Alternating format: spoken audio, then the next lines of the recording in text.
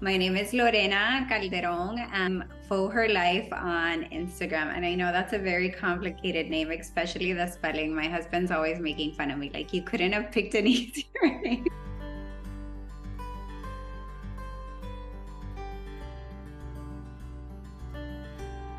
I've struggled with thin, fine hair slash hair loss for quite some time. But in 2020, I guess on my personal account, I was just coming across ladies that were wearing hair and I started following them. And I just realized that a lot of the time that I was spending on my personal account was hair related. I was looking at their accounts, researching the brands that they were using, and so I decided to create my Instagram page because I wanted to kind of interact with them. And I felt pretty weird doing it from my personal account because it's very private. And so I decided to create For Her Life. It was August 2020, so it's been 3 years and some.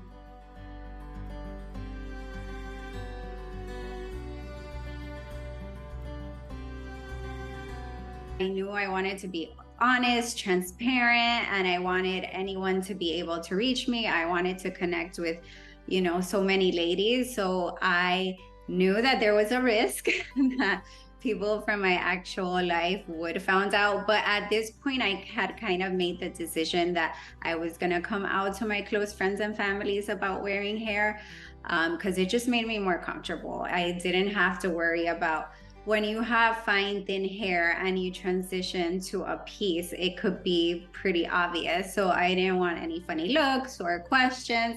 So I just came out and opened. So I I was worried, but also I kind of took it like if people find out, I'm just gonna take it as an opening to let them know about my new life.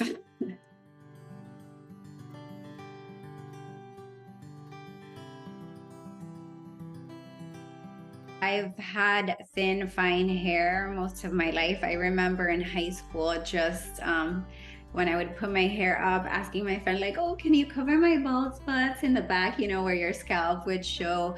But honestly, it was manageable. And it wasn't until I had my kids that postpartum just destroyed my hair. It changed. I found scalp concealers. I found it on the internet, on YouTube. So I started using that, and that helped for quite some time. And I just made a reel about this yesterday, but I feel that I went to a dermatologist to see if I had alopecia, what it was. They told me that they said it could be androgenic alopecia, but since it doesn't run in my family, they didn't think it was. I had a biopsy done. They said it was telogen effluvium when you go under a stressful event. And I had been through a stressful event, so they said it was mostly probably due to that. But just the progression of my hair loss and how my hair texture is changing and the thinning, I am pretty sure it's androgenetic alopecia. That's when I decided to immerse myself into the alternative hair world, when I found ladies on the internet wearing the hair and looking so confident and so fabulous. And I said, they look like regular women who are just living their best lives, wearing the hair and not caring what other people think. And that's when I decided, I think I can do this. So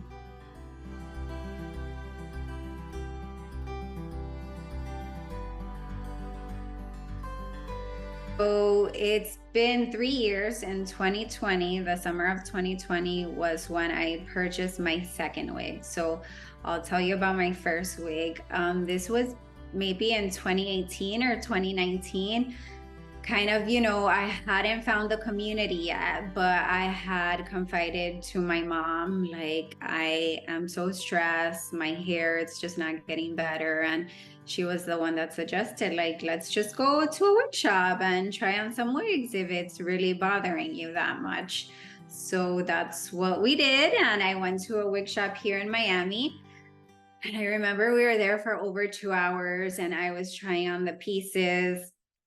And I left with a short synthetic bob, like a dark color one that really resembled my hair. And I walked into my house thinking my husband was gonna notice right away. He didn't say anything. My kids didn't say anything. And so my mom was telling me, like, look, it looks good. You can do this. But after I took it off, I did not put it back on. I just wasn't ready, I think. I didn't have the support, the community. So it sat there, and not until 2020, when I started wearing wigs, I put it into rotation for a bit.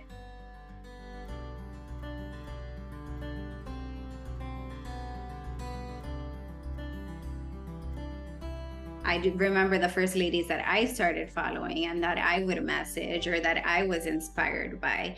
So I say that there's silver linings to my hair loss, and definitely the connections that I've made in that community are one of the best things that has ever happened to me, because I'm a very introverted, quiet person. So it's hard for me to make friends. And Instagram has allowed me to connect with ladies. And some people think that, oh, all you talk about is hair or your hair loss. That must be so depressing. But no, like it transcends into all the aspects of our life. So it's really nice.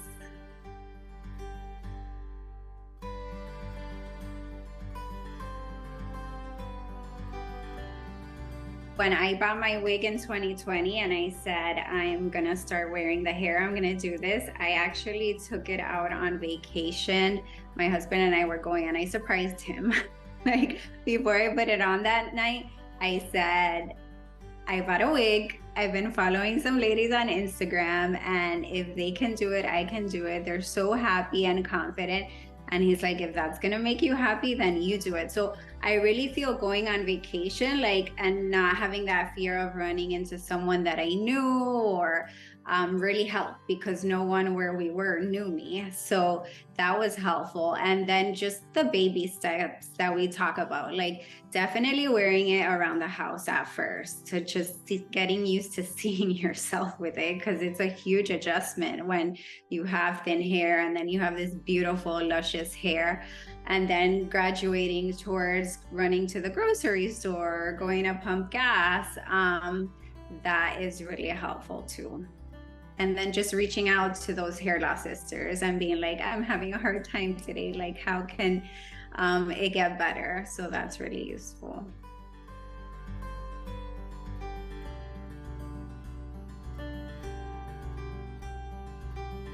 I need to have a dark root on my wigs, and I do love the balayage or the highlights.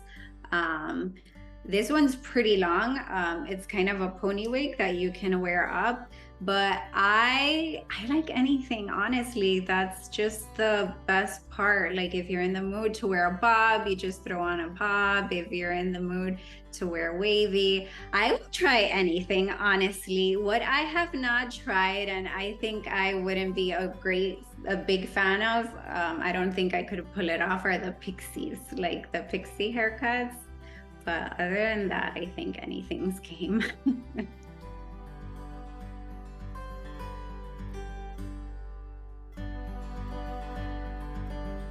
I feel that the ones that I've received lately, and this is how everything is getting better, like they're looking pretty great out of the box. What I do is change the zigzag part, and then I'll always add some powder under the hairline and on top of it, because I'm a brunette, and the brunettes sometimes have, the knots.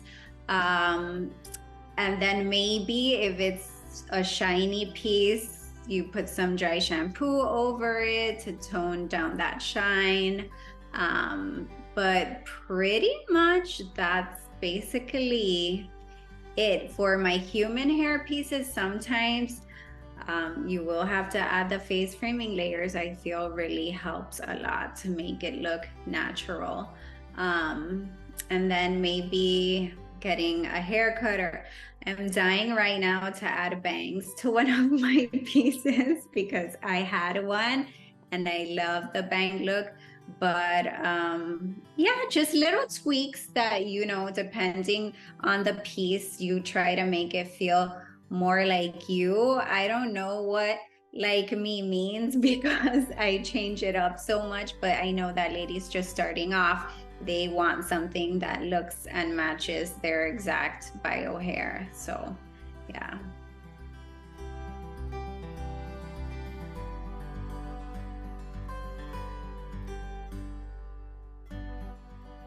Honestly, I think, and I've heard this from a lot of ladies, is just you wish you would have started sooner. Um, and it's something, I'm 42 right now. I started when I was 40, 39, I guess.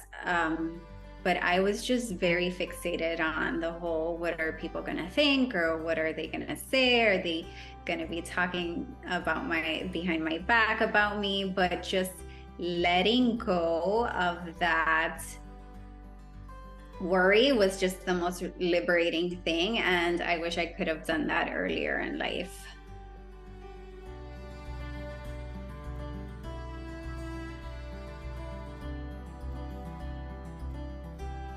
Absolutely. Like that is a no-brainer. Yes, and mostly because of the convenience, as I mentioned, and because of the ability to change it up. And, we talk about this a lot. Ladies are coloring and cutting and doing the extensions, and you don't need to damage your hair by doing all that when it's just so much easier to throw on a wig and go. So I am a wig wearer for life.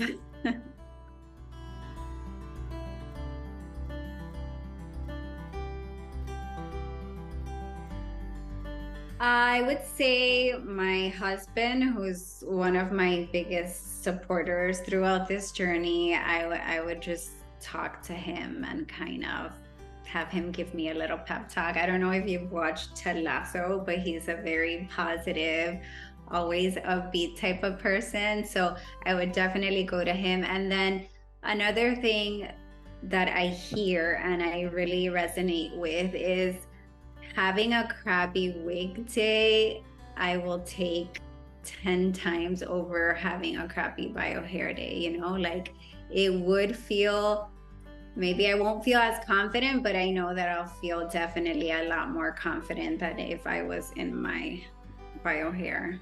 To top it off, maybe just reaching out to one of my hair loss sisters and being like, taking a picture and being like, hey, I'm not feeling that great. Do you have any tips on how I can get this to look a little better? Or that would be helpful too.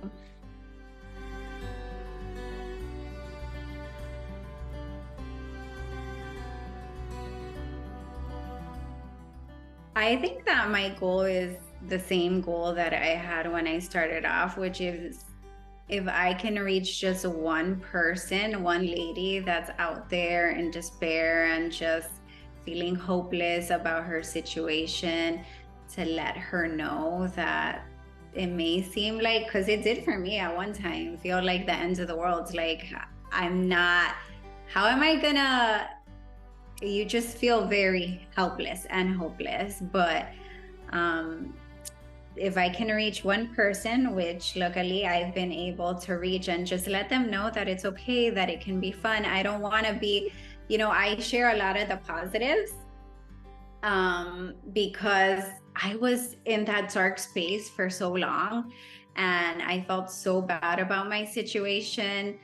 But I know that it's a journey and that it takes time and you need to have grace with yourself, but just to reach as many ladies as possible. And it's funny because sometimes, you get in little funks and you're like, okay, but there's so many of us, and do I really still need to be here? And then you'll get a message from someone like, I just bought my first wig and I would have never done it if it wouldn't have been from talking to you or watching you. And then you're like, okay, that's why I'm doing this, because you're helping and inspiring ladies to wear the hair.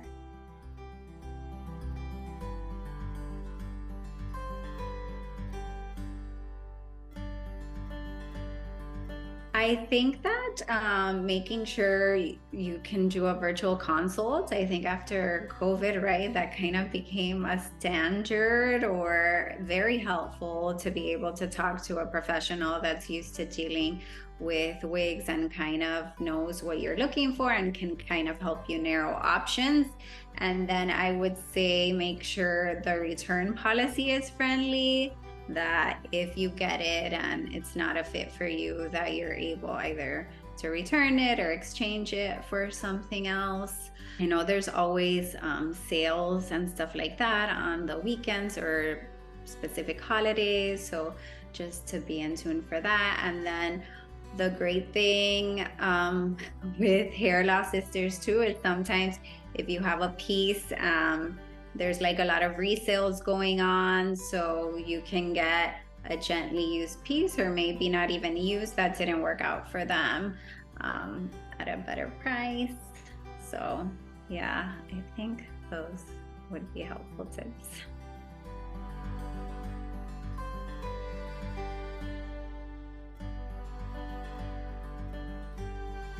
Oh my God, there's so many.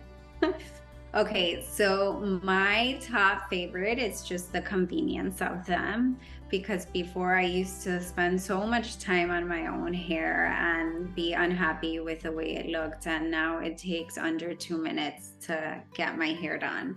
So that's one. The not having to worry about cutting or coloring my own hair to get it to look good.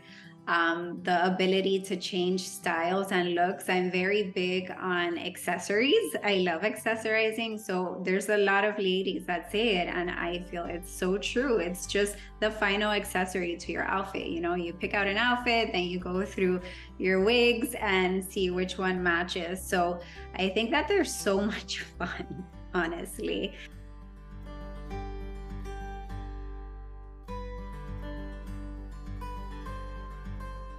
I have a local hair loss sister here in Miami, and we started, it's been, December is gonna be the third month.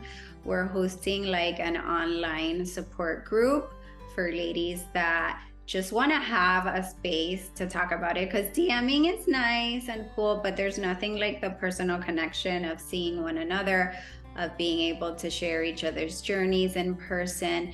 So we kind of kicked that off because we've done a hair loss sisterhood retreat that we do once a year, and there were some ladies that were saying we can't make it because of work, because of kids, family, etc. So we're doing that, and if we can share, it'd be great, because we like anyone that wants to join us virtually.